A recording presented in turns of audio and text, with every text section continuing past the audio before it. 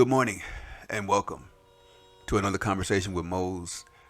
And as always, I pray life is treating you well wherever you are in the world and that you're one day closer to your dreams and prayers coming true. And of course, my podcast wouldn't be a podcast without a poem. And this poem is called The Beauty of Sex, written by yours truly, and it's taken from my book, The Joy Experience, Special Edition. The beauty of sex. When two souls find each other after years of waiting patiently for love's arrival, it is a miracle of the greatest magnitude. A connection of energy becoming more powerful than its original form. When two spiritual beings become one, it is the highest compliment to God, because He is the catalyst to this anointed union, the root to this oak tree of love. He is the one who makes the puzzle come together effortlessly. When two bodies journey down the road to making love, it can be so beautiful, it can be so powerful. The most fulfilling experience imaginable, especially when love is in the midst. When love is in the midst. Sexual gratification between two people in love makes the carnal experience intense, even mystical. You can't even imagine ever having this kind of love before. And that is the beauty of sex, worth waiting for. And I hadn't read that poem before. It's been some years since I wrote that poem. And I actually wrote that poem when I was going through my cancer several years ago, actually 12 years ago to be exact. And actually, The Joy Experience is one of my favorite books.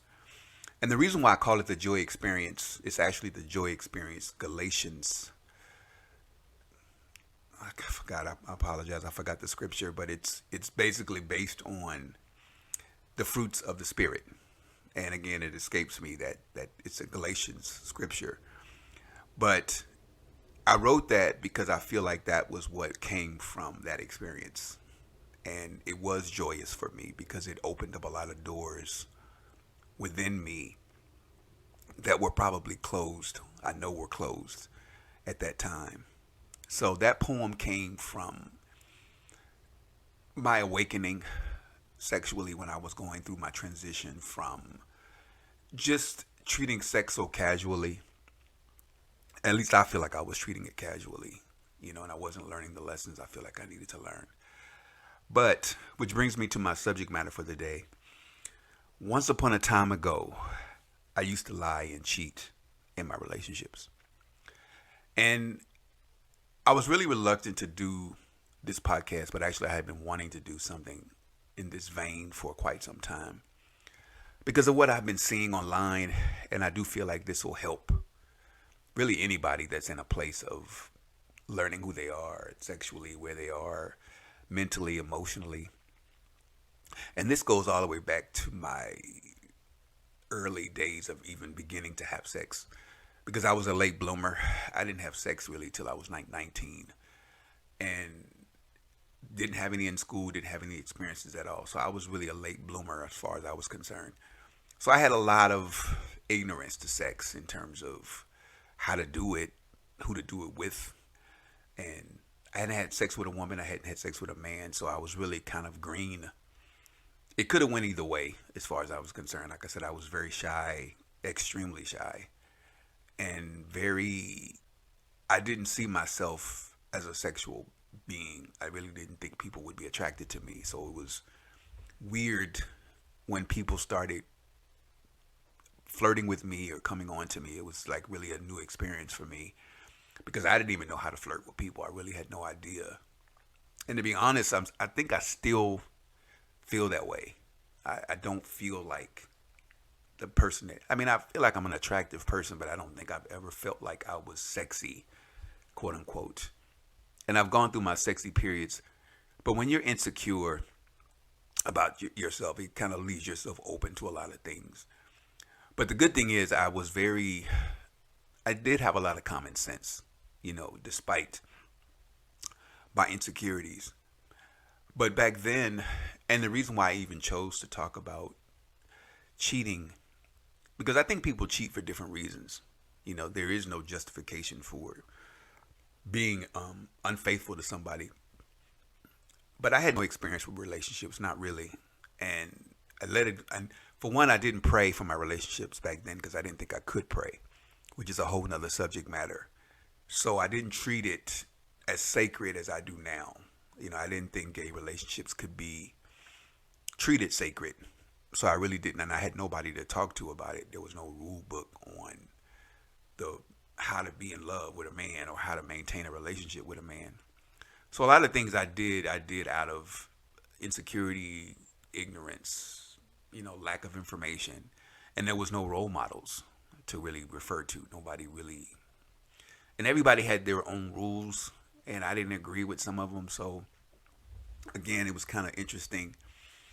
But my first relationship, Sam, who passed away, which I told you years ago in a previous podcast, I was very green and very angry and very insecure when it came to my first relationship. I was very hostile. I didn't like him being friends with other people. I didn't like him going to the club without me. I didn't like him doing anything without me. And he was older than me, but I was very territorial. Didn't want to share him with anybody else. It was my first, like I said, relationship. And it was very challenging for me, but I honestly, I respect him for just hanging in there with me because I was so temperamental.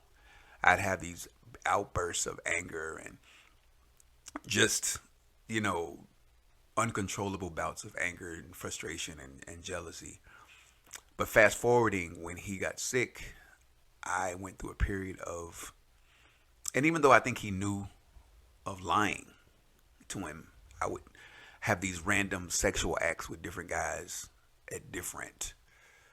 I loved him, but we couldn't have sex anymore. So I would lie and say I was, at work or I was somewhere. And again, I think he knew.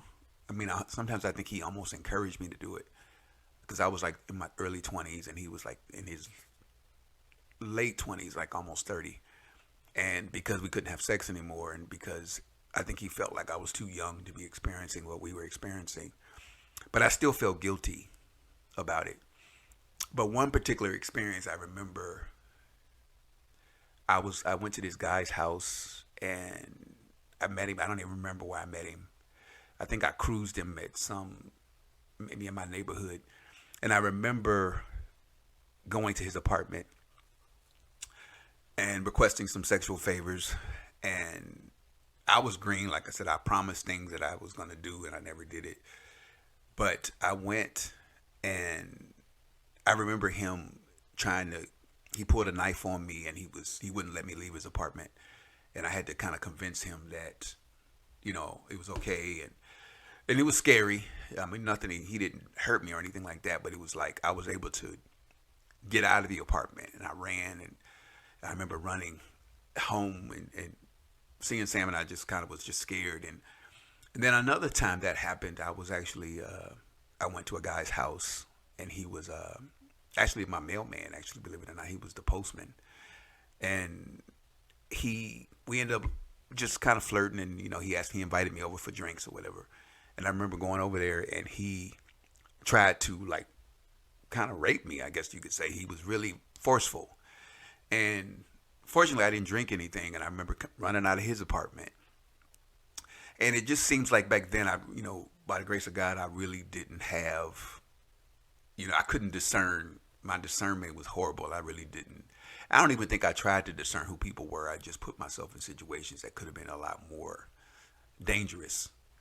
And like I said, looking back, it was just really the grace of God that really protected me from some of the situations I was in, and getting in strange cars. And now there are a lot of things I just didn't do, but I put myself in situations where I could have been forced to do certain things. I just kind of lied my way through different scenarios. But getting back to my relationship with Sam, I really didn't care. I think I had a numbness. I went through a period of numbness sexually. And I can look at back over my life, and there were periods where I just didn't care. I could disconnect from sex. Like I could have sex with somebody and not care. Like really be very dismissive, very almost angry.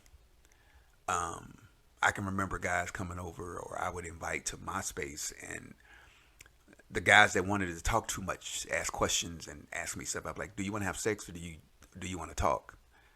And I would be short, and if they gave me any kind of lip, I say, "Get out, get out.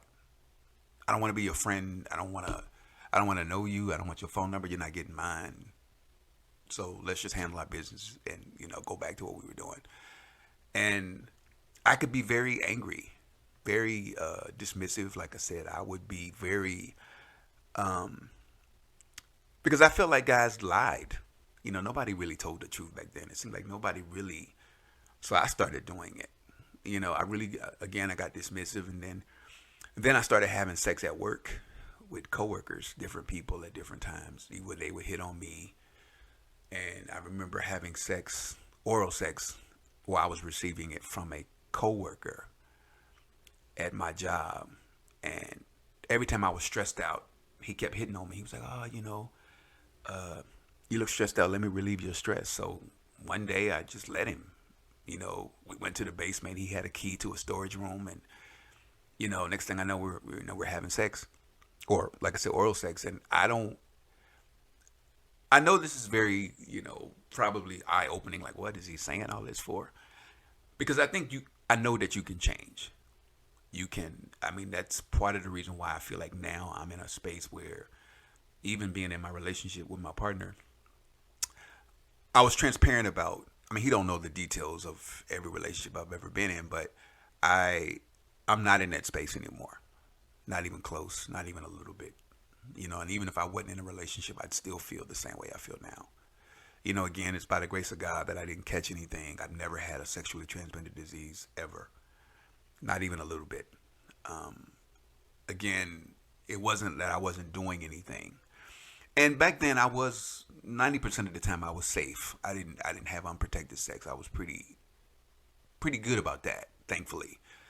But, and even when I went to my next relationship, or the little one-offs, I call them, the relationships that weren't long-term, but I didn't know what it was like to be faithful to people, because I felt like gay guys were secretive.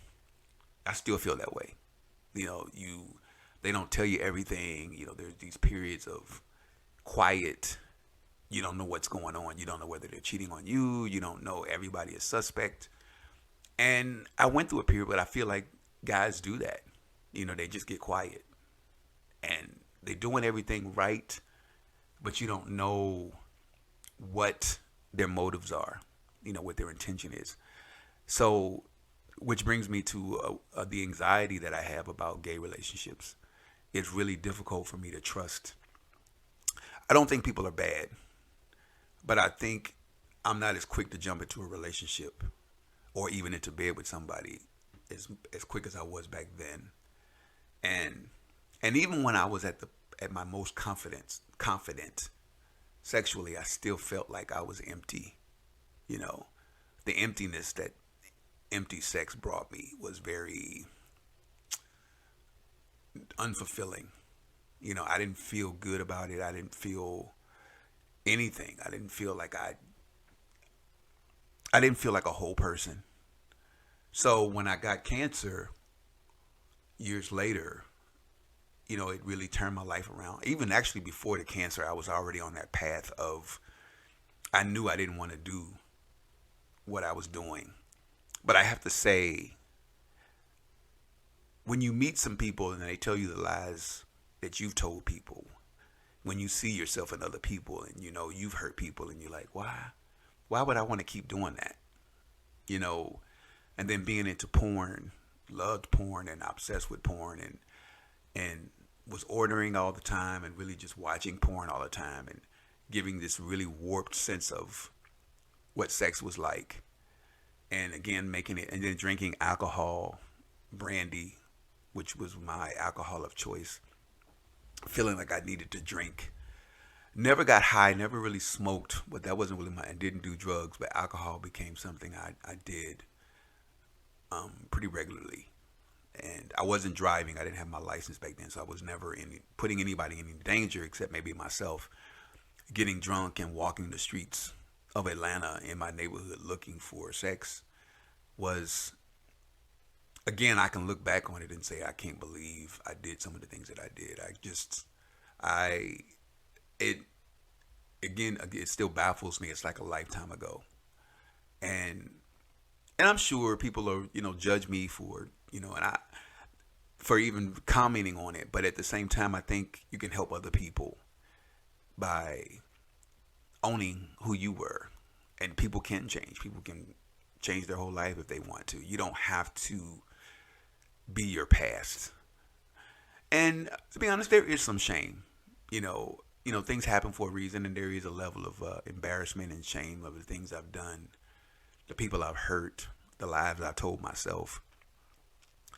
And because honestly, I didn't think I would live this long. Most of my friends died from that time. That I was friends with. A lot of people didn't. AIDS was really big when I moved to Atlanta initially. Between the late 80s and the early 90s, a lot of people were dying pretty quickly. And again, it's pretty miraculous for me that nothing happened. And again, the fact that I've never had a sexually transmitted disease.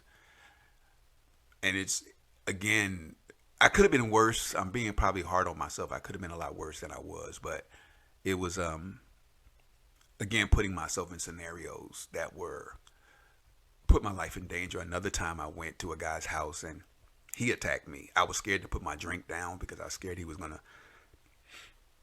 give me a roofie. And I have had to literally talk myself out of scenarios that I felt like my life was in danger, and that's the other part. People got crazier and crazier, especially once the internet came up. I was on different websites and meeting guys randomly. You just never know who you're meeting. And this was over 10 years ago, so I don't, literally like maybe 15. And I can't imagine now. I just cannot imagine bringing somebody to my house or to my space. It's the thought of it scares me to death because we're living in such a different time. And I don't feel like it's safe now. People do things, their motivation is, people are putting you on camera, people are putting your life out there with no regard to you and making money off sex in terms of, I guess, taking ownership of their bodies and making money instead of, porn isn't like the way it used to be. People are making their own porn and making their own money. And again, I won't knock the hustle. I mean, if that's what you're into, but when you're in a different stage of your life, when you're in a different space, it's like through a lot of prayer, through a lot of bad experiences, I chose this life. I chose to be the Mose that I am now. And like I said, even if I wasn't in a relationship, I'd still be this guy. I'm proud to be this man, and it took a lot of years of raising up my level of security in myself. And even though I have periods of depression and sadness and anger, I don't want to go back to that life. I don't miss it. Not even.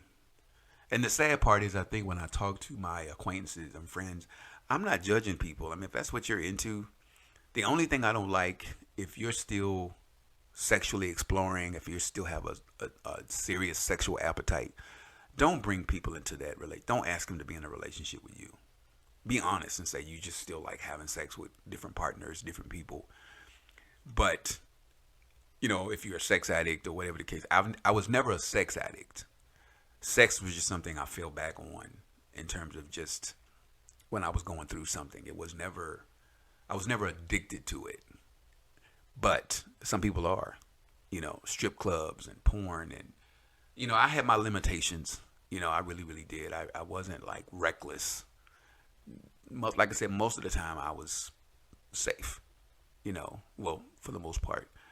And I don't miss the secrets and the lies I told myself really more than I told other people that it was okay to do the stuff I was doing, because it was never okay. It was never okay. It's never okay to, after sex, the emptiness, the loneliness you still feel once the sex is over. But when you're in a relationship with somebody and you love that person, sex is so much better. It's, oh my God, it's so much better when you're in love with that person.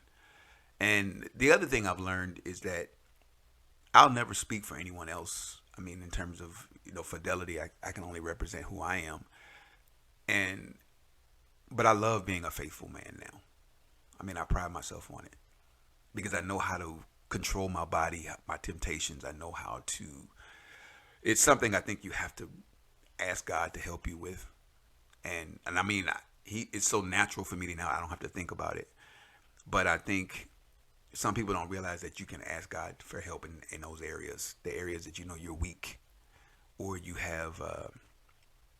You just know yourself. It could be alcohol, it could be drinking, it could be anything. But I think for me, I know, like even doing this podcast, I could help somebody because when people look at me online, I don't know what they see. I don't know what perceptions or what do you think I'm telling you or what I'm trying to convey. I'm being myself. And again, my podcasts are meant to help people to say, you're not alone. You're not the only person that went through that. Just like I've never gone on drugs, but I'm sure there are people out there who are being honest about drugs and what happened to them and who they were back then. And I'm sure it's hard to be honest like that about sex and drugs and being a different person, being an alcoholic. All of that is not easy to be honest about. But I think people need to know now that they're not alone. You got people killing themselves, people killing other people because they want to be heard, they want to be seen, they want to be acknowledged that their life is important. And people who have been molested, people who have been raped, have all these sexual, what's the word I'm looking for? Sexual issues that have been brought onto them because of a trauma. I mean, fortunately for me, I didn't have any traumas like that. But again, everybody has their reason for being who they are. And that was really the point of this podcast, is that mine's wasn't necessarily, it was selfish, but it wasn't like, I wasn't going around purposely wanting to cheat on people or to lie to people. It wasn't like that. It was really more my self-inflicted pain. That's what I call it. My years of being self-inflicting pain. Even if I thought the person was cheating on me and I went out and cheated on them, I was still hurting myself. It wasn't hurting them, and I believe that if somebody's cheating on you, don't sleep with nobody else. I mean, just either walk away from the relationship, figure out what you want to do. But hurting yourself is never going to hurt them. Drinking more, having sex with different people, drugs, it doesn't make you feel better. Hurting yourself because you're in pain because of a situation. And that's what I don't miss. I know a lot of my pain was self-inflicted. And I call that my self-inflicting pain years when I was going through that. Anger, frustration. That's why to this day I don't drink alcohol like that. I mean, I drink wine, but totally different vibe. The emotions that liquor brings out of me, I just don't drink it like that. And like I said, I never did drugs. So it was, which thankfully I'm really glad I didn't, because it probably would have magnified my sex and my insecurities back then. But just nowadays, just to be careful, I want to encourage people to be careful with who they're choosing for partners and who they're choosing to have casual sex with. And honestly, I say wait a little bit longer for sex. And because everybody's not worthy of, I mean, I'm not saying you got to be in love, but if you can wait to be in love, I would. I think, and be honest about where you are sexually. We have all this sexual fluidness, and people can sleep with men, they can sleep with women, they can sleep with anybody. I don't necessarily agree. I think people can be monogamous if they choose to. This random sex, I don't know how healthy that could be emotionally, spiritually. I say to each his own, but there's no room for me to have all these multiple relationships and all these multiple partners. I can't spread myself that. God bless the people that can do it. I really can. I wouldn't even try, to deal with racism, to deal with job situations, and deal with the random stuff, and then to be having multiple partners. And I just can't seem, I couldn't do that even if I wanted to. And like I said, I don't miss that life. I love going to the club. I love having a good time. But in terms of just sex randomly and just this free spiritness, like I said, God bless the people that are in that space. But be honest with the people that you're with, if that's where you are. Don't try to convince them that you're this person when you're not. There's nothing worse than being with somebody and surrendering and giving yourself to someone and they're lying to you about who they are. Because that's the one thing I will say, and I've learned. If a man or woman will lie to themselves, they have no problems lying to you. If they can literally look you in the eye and say things that are just untrue, no matter what their intent is, then, and like I said, I lied to myself back then. I honestly did. So when you tell yourself the truth, then you can tell somebody else the truth, for you. And even if they don't do it for you, even if they don't reciprocate, that was really not the point. Is to be able to be honest with yourself about where you are and what your state of mind is. Because sex is a mental thing. It's a spiritual thing. It's a connection, which is the reason why I chose that poem, The Beauty of Sex. Because sex is beautiful, especially when you're in love and it's with the right person and it's the right energy. And I just encourage that. And if you are, like I said, having a sexual awakening, you don't owe anybody an explanation. If you choose to withstand, I also believe in abstinence. I learned, I was watching Lenny Kravitz, and he said he was abstaining from sex. I mean, he's a beautiful man, and he said he goes through, he doesn't have sex like that. He abstains. And I'm thinking if he can do it, I've seen a lot and heard a lot of people say, celebrities in particular, that are saying that they've abstained from sex or they waited. And it's a choice. It really is. It's a spiritual choice. It's a spiritual, and that's where I am. And again, you have to figure out where you are in the journey. But be honest with yourself. Be honest, and be honest with the people that you're sharing your body with. And then also, don't be afraid to let God help you with that journey. I know it's not something we talk about often, but it's part of who we are. We're human. We all want that connection to somebody.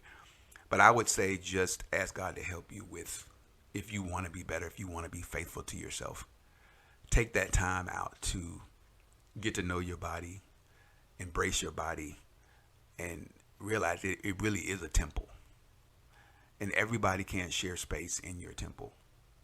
So, and again, that's all in your own time, whenever you feel like you're in that space. And then when you actually get in that space, then you actually will meet somebody. Somebody will show up.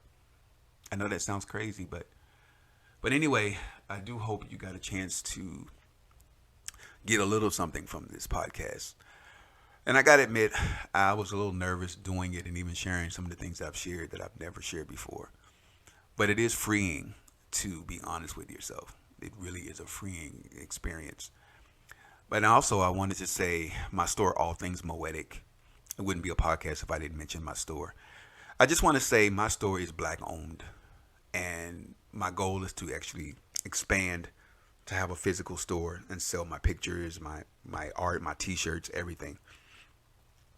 But when you're buying with me, when you're buying anything from me directly, my books, my poetry, you're getting something that's heartfelt. You're getting my soul. And so it's not just a business for me. It's not just something I do. This is my life. I love writing. I love inspiring people. The idea that my poetry is hanging in someone's house or my imagery is in somebody's space means a lot to me. So when you're shopping in my store, don't think about it just being, I'm just doing something for Mose. This is my livelihood. This is something that means the world to me. The Black experience, writing about it, taking pictures of it, creating a history for people to follow when I'm not here. So think about that when you're shopping in my store. It's just, again, it's more than just something I do. It's an experience. And also, if you want to be a patron, go to podbean.com and you can actually support my platform, which would really be great. If you, whatever you want to contribute would be great. Or if you could tell a friend, that would be wonderful, because I really want to expand my platform into other things. And I want to be worldwide. That's my goal, to actually touch people in other parts of the world, and to also change the black perspective that all black men, some of us are really, really wanting to change something, change a thought, change a person's point of view, or at least give them a different perspective. But anyway, as always, I pray life is treating you well wherever you are in the world, and that you're one day closer to your dreams and prayers coming true. Thank you for listening.